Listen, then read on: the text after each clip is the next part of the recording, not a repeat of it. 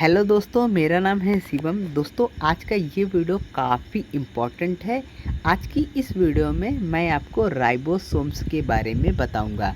ये वीडियो उन लोगों के लिए बहुत ज़्यादा इम्पोर्टेंट है जो किसी भी कॉम्पिटिटिव एग्ज़ाम को देंगे, जैसे BHU BSc entrance exam, Allahabad university BSc entrance exam, NEET exam, TGT exam, PGT exam, किसी भी कॉम्पिटिटिव एग्ज़ाम जिसमें बायोलॉजी से रिलेटेड क्वेश्चन पूछे जाते हैं, उनके लिए ये वीडियो काफ़ी इम्पॉर्टेंट है।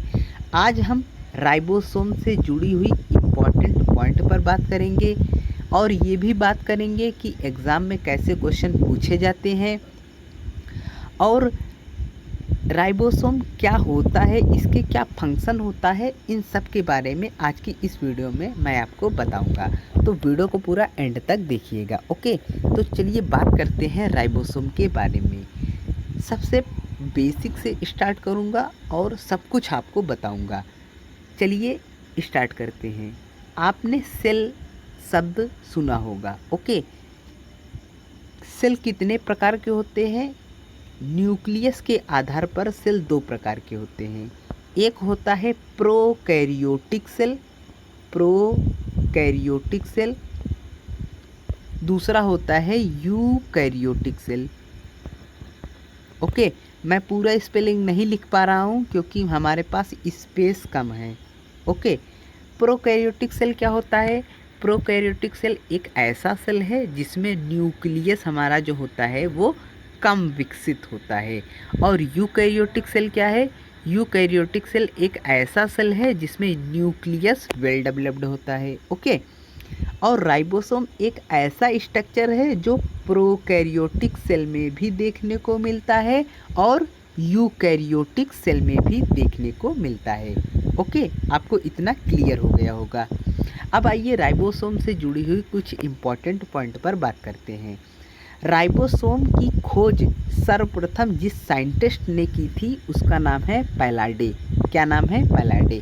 और जिस सन में की थी वो है 1955। अर्थात राइबोसोम की खोज 1955 में पैलाडे नामक साइंटिस्ट ने किया था। राइबोसोम को राइबोसोम टर्म किसने दिया? तो राइबोसोम को राइबोसोम टर्म देने वाले साइंटिस्ट का नाम है रॉबर्ट्स। क्या नाम है? रॉबर्ट्स। ओके, अब बात करते हैं कि राइबोसोम को राइबोसोम क्यों कहा जाता है। अच्छा, इसका नाम देने के पीछे रीज़न क्या था? राइबोसोम को राइबोसोम इसलिए कहा जाता है क्योंकि इसमें हायर कंटेंट होता है राइबोन्यूक्लिक एसिड का। राइबोन्यूक्लिक एसिड क्या है? आरएनए। राइबोन्यूक्लिक एसिड क्या है? आरएनए।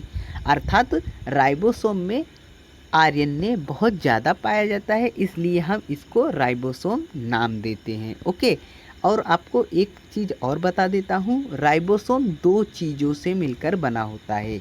एक होता है आरएनए और दूसरा होता है प्रोटीन। दूसरा होता है प्रोटीन। और आरएनए में कौन सा टाइप होता है? आरएनए में टाइप होता है आरआरएनए। आरआरएनए और प्रोटीन जब जुड़ते हैं तब बनता है हमारा राइबोसोम। ओके, अब आइए कुछ और पॉइंट पर बात करते हैं। राइबोसोम इतना छोटा सेल ऑर्गेनेल्स है कि हम इसको अपनी खुली हुई आँखों से नहीं देख पाएंगे। अर्थात नग्न आँखों से हम राइबोसोम को नहीं देख सकते हैं। राइबोसोम को देखने के लिए हमको इलेक्ट्रॉन माइक्रोस्कोप की आवश्यकता होती है। जब तक इलेक्ट्रॉन माइक्रोस्कोप की खोज नहीं हुई थी तब तक राइबोसोम को खोजा नहीं गया था। जैसे इलेक्ट्रॉन माइक्रोस्कोप की खोज हुई तब राइबोसोम को खोजा गया। ओके, तो तीसरा पॉइंट यही कह रहा है कि ribosome are the cell organelles discovered with the help of electron microscope. Okay, ribosome are found in all type of cells. मैंने आपको बताया था कि सेल न्यूक्लियस के आधार पर दो प्रकार की होती है, प्रोकैरियोटिक सेल और यूकैरियोटिक सेल। राइबोसोम सभी प्रकार की कोशिकाओं में देखने को मिलता है, लेकिन प्रोकैरियोटिक सेल में जो राइबोसोम होता है वो साइटोप्लाज्म में फ्री फॉर्म में पाया जाता है। साइटोप्लाज्म में जो राइबोसोम होता है वो फ्री फॉर्म में पाया जाता है। किस में पाया जाता है? प्रोकैरियोटिक सेल में। प्रोकैरियोटिक सेल में जो राइबोसोम होता है वो साइटोप्लाज्म में फ्री फॉर्म में पाया जाता है, जिसको हम मोनोसोम्स कहते हैं। क्या कहते हैं? मोनोसोम्स। लेकिन यूकैरियोटिक सेल में राइबोसोम मुख्यतः एंडोप्लाज्मिक रेटिकुलम से अटैच्ड होता है। ओके, मैं आपको थोड़ा सा बताता हूँ, ध्यान से देखिए। ये है हमारा न्यूक्लियस। ओके, ये है हमारा न्यूक्लियस। न्यूक्लियस में कुछ पोर होते हैं। ओके, न्यूक्लियस में कुछ पोर होते हैं। यहाँ से हमारा कुछ ऐसे एक जाल की तरह स्ट्रक्चर निकलता है, इसको हम बोलते हैं एंडोप्लाज्मिक रेटिकुलम। क्या बोलते हैं? Endoplasmic reticulum.